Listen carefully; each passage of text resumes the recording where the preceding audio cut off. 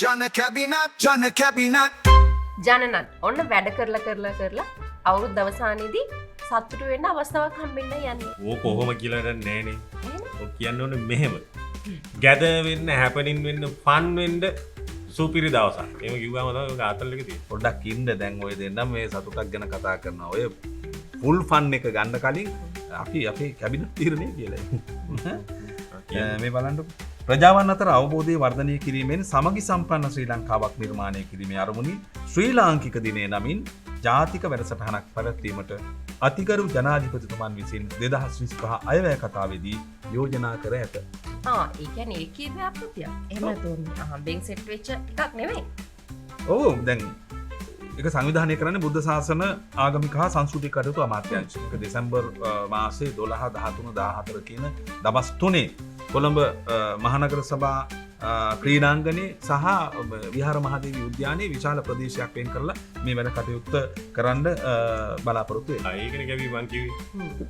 ඊය end එකේ fun දින 3ක් කියලා. ෆුල් ෆුල් හැපනින් වෙන්න යන්නේ. මේ වැඩසටහන කලාප 4ක් එකතු කරලා පෞද්ගලික සහ රාජ්‍යාංශයේ ආයතන වල සහභාගීත්වයෙන් ක්‍රියාත්මක කරන්න බලාගෙන ඉන්නේ. මේකෙදී ජනමාර්ගික ආගමික සංස්කෘතික අංග ඉදිරිපත් වෙනවා. ඒ විතරක් නෙවෙයි සෑම ප්‍රදේශයකම දේශීය ආහාර අපේ අයට රස විඳින්න පුළුවන්. ඒ විතරක් නෙවෙයි විවිධ කර්මාන්ත ශිල්ප ක්‍රම අපිට දැක බලා ගන්න පුළුවන් මේ වැඩපිළිවෙලේදී. වාව් ජනි කියන්නේ අර මුළු ශ්‍රී ලංකාවම එකම උද්‍යානයකට. අවුරුද්දක් තිස්සේ මහන්සි වෙලා ඒ සැක සංකා තියෙන ඒවා පෙරලා දාන්න. වාද ભેද දුරු කරලා අවුරුද්දේ ප්‍රගතිය සමරන්න ඉතින් මල්ල ඩිල්ලකුත් ගහලා. හරියට. හැබැයි ලංකාවේ අපේ පොඩි ප්‍රශ්නයක් තියෙනවා එකමුතුකමයි සහයෝගිකමයි අර සමරන්න ඉතින් පොඩ්ඩක් ලැජ්ජාශීලීනේ. පොඩි එකක් තියෙනවා. ඉතින් මේ හැබැයි මේ වැඩසටහන කොහොම සාර්ථක වෙයිද කියලා වැඩසටහන ඉවරනම් තමයි බලන්න වෙන්නේ. ඔය ඉතින් අපි හැමතිස්සෙම ඔය සංහිඳියාව ගැන කතා කරනවානේ. අපි එන පොරොටෝකුත් දෙනවා. ලොකු ටොප් පම්පෝරි යනමන. නේ. හැබැයි ඉතින් අර ප්‍රැක්ටිකල් වෙලා නටන්න ස්ටේජ් එකට ආවම තමයි තේරෙන්නේ ඔය පොඩි කකුල් පැටලිලි එහෙමත් තියෙනවා කිය. ඔයා ඉතින් හැමදාම පැටලිලි ගැන කතා කරන්නේ. දැන් බලන්නකො මේක දැන් කොච්චර ලස්සන වේද කියලා. යාපඩෙන් මහනුවරින් මඩ කලපුවෙන් ගාල්ලෙක් මේ හැම පැත්තකින්ම එක තැනකට ඇවිල්ලා නටනවා ගයනවා. ඒ විතරක් නෙවෙයි උයනවා. කටට ගෙලත් තුරනවා. Food festival. නත් නියමයි. ඒ කියන්නේ දැන් මේක ශ්‍රී ලාංකික දිනයනේ. එතකොට ලෝකෙ හැමෝටම මේක බලන්න පුළුවන්. ඒ වගේම ලෝකෙ වටේම ඉන්න අයට මේකට සහභාගී වෙන්නත් පුළුවන්. මට පොඩි ප්‍රශ්නයක් තියෙනවා. ඇත්තටම ඔය මේ කරන්න හදන්නේ එකමුතුකම ගැනවද? එහෙම නැත්නම් නිකන් ප්‍රතිරූපේ කොට නැගී ගැනීමේ පොඩි වැඩකුත් මේක ඇස්ති තියෙනව නේද? නෑ ඔයාට මම කියන්නේ අපිට අත්දැකීම් තියෙනවනේ. ඔයාට හිතන එක හරි. මේ දෙකම වෙන්න පුළුවන් නේ. දැන් ඇත්තටම ශ්‍රී ලාංකික ජාතියේ ප්‍රතිරූපය ගොඩනගන එක අපි කරන්න ඕන.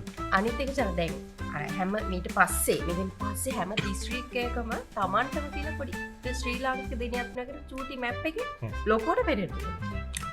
ඔය ඉතින් කොහොම හරි ගමන්නේ මේක අර තවත් එක සෙල්ෆි උත්සවයක් නොවි. මං කියන්නේ සෙල්ෆි ගහන්න බෑ කියන එක නෙමෙයි. ඈ මම මේ කල්පනා කරේ දැන් ඔයා හැපනින් කියලාම තමයි කිව්වේ. දැන් බලන්න මේ වැඩේදී මේ සැමරුම් උත්සවය සංවිධානය කරලා තියෙන පැති කීපයක් ගැන හිතලා. එකක් සංචාරක ආකර්ෂණය. දැන් අපි විදේශයට එන්න පුළුවන් කියලා කිව්වනේ. එකක් ව්‍යාපාරික අවස්ථා තියෙනවා. සංස්කෘතික එළිදැක්වීම් තියෙනවා. ඒ විවිධ සංස්කෘතික එළිදැක්වීම් හැමෝටම ගයන්න පුළුවන්, නටන්න පුළුවන් නේ. කොටිම කිව්වොත් රජය මේකට වියදම් කරන්නේ ලොකු ලාභයක් ගන්නත් පුළුවන් වෙන විදිහට. අර පෙබරවාරි 14 තියෙන්නේ.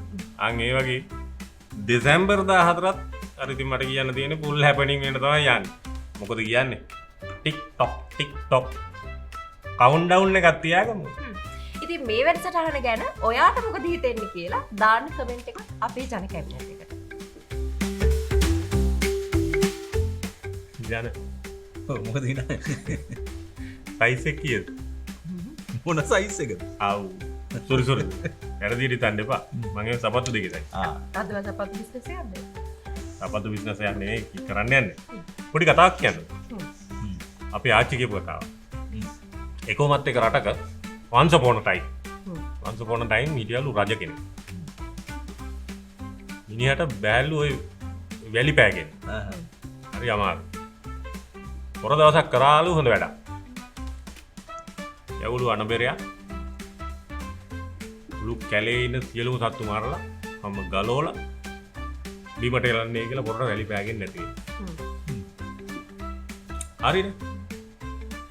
හැබැයි ඔය අතර හිටියවල පොඩි එකෙක් ඇවිල්ලා ඌ රජතුමා ළඟට ඇවිල්ලා අහනවලු රජතුමනි බැරිද අපිට හං කෑල්ලක් කපලා කකුලේ ගැට ගහගන්න. සත්තු පාවුනේ. යකෝ ඇත්තනේ වැඩේ කියලා ඔක්කොම අර හං වලින් කෑලි කෑලි කපාගෙන කකුල් වල ගැට ගහගත්තා. අන්න එදා ඉඳන් තමයි ඔය සපත්තු කතාව එන්නේ.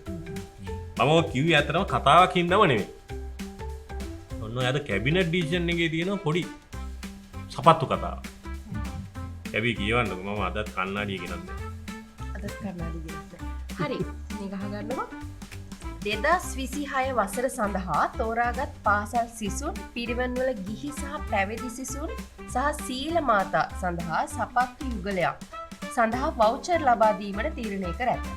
2025 පාසල් වාරය අවසන් වන විට වවුචර් බෙදා හරිනු ලැබේ. අලුත් අවුරුද්දට අලුත් සපත්තු. දැන් මේ අධ්‍යාපන උසස් අධ්‍යාපන සහ වෘත්තීය අධ්‍යාපන අමාත්‍යාංශය ජංගම දුරකථන මෘදුකාංග මගින් ස්කෑන් කරලා ප්‍රතිලාභීන්ට කෙලින්ම ලබා දිය හැකි QR කේත සමග මුද්‍රණය කරන ලද ආරක්ෂිත වවුචර් මේ වෙනකොට සකස් කරලා තියෙනවා. ඒ කියන්නේ 2026 දී පුංචි කකුල් 7,30,000කට ඇවිද්ද පය දහස් වලින්. ඔව් ඇත්තටම මේ ළමයෙකුට සපත්තු කුට්ටමක් නැහැ කියන්නේ. ඒක ඇත්තටම ලොකු කතාවක්. මම කියන්නේ මේ කතා කිය ඉන්නවට වඩා හොඳ නැද්ද? සපත්තු දෙකක් දාලා සෙල්ලම් කරන ළමයෙක් දිහා බලලා නේද? ඒ සියලුම කතා අමතක කරන එක. දැන් ග්‍රාමීය ප්‍රදේශවල දුෂ්කර පැතිවල අපේ ළමයි සපත්තු දෙකක් නැතුව හැතැම්ම ගණන් යනවා කියලා කියන්නේ මේක ගැන හිතලා බැලුවොත් හැබැයි යටිපතුල් විවිධ කටුවකින් කපනවා වගේ අපිට දැනෙන්නේ. හැබැයි ජන ඉතින් මේ සපත්තු වලට දෙන වවුචර් එකෙන් ඔය ඔක්කොම ප්‍රශ්න වලට විසඳුමක් දෙන්න බෑ. හැබැයි ඉතින් අර පුංචි හිතකට පොඩි සතුටක් ගේන්න පුළුවන් වෙන්නේ. ඔය QR සංකේත වැඩේ QR කේත වැඩේ ඔය වැඩේ නැගලා යන වැඩක් ඈ. ඔව් දැන් මේ වැඩේ හරි සරලයි. නමුත් මගේ අදහස තමයි වේගයෙන් වෙන්නත් ඕන සාධාරණ ක්‍රමයකින් ලැබිය යුත්තාට මේ දේවල් ලැබෙන්නත් ඕන. එච්චරයි මගේ කතාව. ඒ කියන්නේ ජන ඇවිද්ද පය දහස් වටි සපත්තු ගොඩක් වටි. සපත්තු කුට්ටමක් තියෙනවා වගේ මේ වැඩේටත් කුට්ටම් ගොඩක් තියෙයි. මම මේ කියන්නේ මේ දේශීය සපත්තු නිෂ්පාදකයෝ ඉන්නවා, බෙදා හදන නියෝජිතයෝ ඉන්නවා. ඔය ඔක්කොම එකට එක ගැලපෙන කුට්ටමක් වුණොත් තමයි මේ වැඩේ සාර්ථක වෙන්නේ. ඇත්තටම සපත්තු කුට්ටම ගැලපුණ නැත්තම් සිද්ධ වෙන දේ ඉතින් අමුතුවෙන් කියන්න ඕනේ නැහැ. අන්න ඒක තමයි මම අහුවේ ඡනකේ සයිස් එක කීයද කියලා. මතක තියාගන්න. සපත්තු කුට්ටමක් ගන්න කලින් සයිස් එක ගැන පොඩ්ඩක් හිතන්න. ගොඩක් හදවතට සමීප අපි අවධානය ලක් කරන්න ඕන කණ්ඩායමක් තමයි ළමයි කියන්නේ. දරුවෙක් කිව්වහම කතා ගොඩයි දැන්. ඔව් කතා ගොඩයි. ඔය කතාව පටන් ගන්න දර මං කියන්නේ. මේ අලුත බැලපු ජූඩුවක් ගමු. මොකක්ද අහන්නේ? ළමෙක් හදන්නේ නැද්ද? තාම ළමෙක්. හරි. කසාද බැඳලා ළමයෙකුත් හම්බුන අම්මයි තාත්තයි කෙනෙක් හම්බුනාම මොකක්ද අහන්නේ? එකලම ඇඳින්න කියලා. එකයි නේද? තව එකෙක් හදමුද? හැබැයි ඉතින් ඔය කවුරුත් අහන්නේ නැහැ ඔය හදාගන්න ළමයින්ව එදෙමව්පියෝ කොහොමද ඒ අය බලාගන්නේ කියලා. ඒකයි. මෙයාට හොඳ අත්දැකීම් තියෙනවා. හරි. ඔයාලා මං කියනකම් හිටියේ නෑනේ. මේක අහගන්නකො. පසුගිය දශක කිහිපය තුළ ශ්‍රී ලංකාවේ ඔටිසම් සහ අනෙකුත් ස්නායු සංවර්ධන ආබාධ සහිත දරුවන්ගේ සංඛ්‍යාව වැඩි වෙලා තියෙනවා. ඒ නිසා දිස්ත්‍රික්ක 25 පුරාම ළමුන් සඳහා සෞඛ්‍ය අධ්‍යාපන සහ සේවා පහසුකම් වැඩි දියුණු කිරීම සඳහා 5 අවුරුදු ජාතික වැඩසටහනක් ක්‍රියාත්මක කිරීමට සැලසුම් කරලා තියෙනවා. මේක ටිකක් ලොකු වැඩසටහනක්. ආරම්භක පියවරක් ලෙස ජාත්‍යන්තර ප්‍රමිතීන්ට අනුව කොළඹ ලේඩි රිච්වේ රෝහලේ ප්‍රතිකාර මධ්‍යස්ථානයක් පිහිටුවීම සඳහා 2025 අයවැයෙන් රුපියල් මිලියන 200ක් වෙන් කර ඇත. රුපියල් මිලියන 200ක් කියන්නේ නම් එච්චර ලොකු මුදලක් නෙවෙයි. මම හිතන්නේ තව මොනවා හරි තියෙනවා පොඩ්ඩක් විස්තරව කියමු. දිස්ත්‍රික් මට්ටමින් ළමා සංවර්ධන සහ මැදිහත් වීමේ මධ්‍යස්ථාන පිහිටුවීම පළාත් මට්ටමින් ප්‍රජා ළමා මධ්‍යස්ථාන පිහිටුවීම. 2025-2027 කාලරාමුව සඳහා ජාතික සැලසුම් දෙපාර්තමේන්තුවේ නිර්දේශ මත පදනම්ව කැබිනට් මණ්ඩලය මේ ව්‍යාපෘති අනුමත කරලා තියෙනවා. ජන දැන් ගොඩක් දුෂ්කර පළාත්වල මේ විශේෂ අවස්ථා තියෙන දරුවන්ට නිසි ප්‍රතිකාර නිවැරදි රෝග විනිශ්චයක් තබා ඒ ගැන අවබෝධයක්වත් නැහැ. නෑ ඇත්තටම ඔය ගොඩක් අය ඔටිසම් දරුවන්ව දකින්නේ හරි අමුතු ළමෙක් විදියට. නිකන් අමුතු දෙයක් විදියට. මම කියන්නේ ඇත්තටම මේගොල්ලන්ට තියෙන එකම එක අමුත්තයි. ඒක තමයි මේගොල්ලොන්ට අධ්‍යාපනයේදී විශේෂ අවධානයක් අවශ්‍යයි. ඔව් ඒක හරි. දැන් මේ අපි ඇත්තටම කිව්වොත් මේකේ මාතෘකාව పూర్ව ළමා විය සංවර්ධනය කියන එකනේ. ඒකට අපි කල්පනා කරන්න ඕන මේ වැඩේදී ජාතික සැලැස්මක් අනුව අගනුවරින් පටන් අරගෙන මුළු ලංකාව පුරාම ඉන්න අපේ දරුවන්ට පිහිටක් වෙන කටයුත්තක් තමයි මේක. ඒක තමයි රජයේ බලාපොරොත්තු. හැබැයි ඉතින් මෙහෙමයි. ඔය හදන ගොඩනැගිලි ඒ වගේ බිත්ති එහෙම නැත්නම් ඒවට ගාන තින්දයි නිකන් සෙල්ලම් බඩු ටිකකුයි නම් වැඩක් නෑ මේ ළමයින්ට. ඒක ප්‍රමාණවත් මදි. මේ ළමයින්ට අවශ්‍ය ඒ ළමයින්ව තේරුම් ගන්න පුළුවන් උපදේශකයෝ. එහෙම නැත්නම් ගුරුවරු. විශේෂයෙන් ඒ ළමයින්ව තේරුම් ගන්න පුළුවන් දෙමව්පියෝ. හරි. මේ දෙමව්පියොත් ඇත්තටම දැනුවත් කරන්න ඕනේ මේගොල්ලෝ. හරි. දැන් මේ කියන විදිහට මේක මේ අපි හරි විපරමෙන් බැලුවොත් සෞඛ්‍ය ගැටලුවක් නෙවෙයි මේක. මේක ජාතික මානසිකත්වයේ ගැටලුවක්. ඔව් ජන ඒ වගේම තමයි මේ කැබිනට් තීරණේ වැදගත් වෙන්නේ ඔටිසම් තියෙන ළමයි නිසා පීඩාවට පත් වෙලා ඉන්න දෙමව්පියන්ට මේ සහනයක් විදිහටම නෙවෙයි.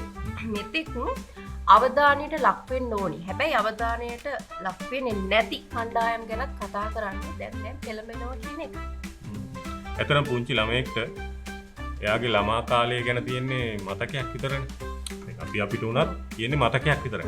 හැබැයි ඔය මුල් ළමාවිය සංවර්ධනය නොවිච්ච වැඩිහිටියොන් අන්න ඒගොල්ලොන් ගැන නම් මුළු සමාජෙටම මතකයි.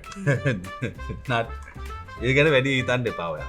මොකද ඔයාගේ මුල් ළමාවිය හරියට සංවර්ධන වුණා නම් අපිට නට් කෙනෙක් නෑ අද. අනේ මේ උඹේද මගේද මුල් ළමාවිය සංවර්ධනයලා නැත්තේ. හරි ඔයාලා දාන්නකො ජන කැබිනට් එකට කමෙන්ට් එකක්. බලාගන්න ලබන සතියේ කාගේද මුල් ළමාවිය සංවර්ධනය වෙලා නැති කියලා. ඒක තරහ ගන්නවා කියන්නේ මේක. එහෙම කරන්න බෑ.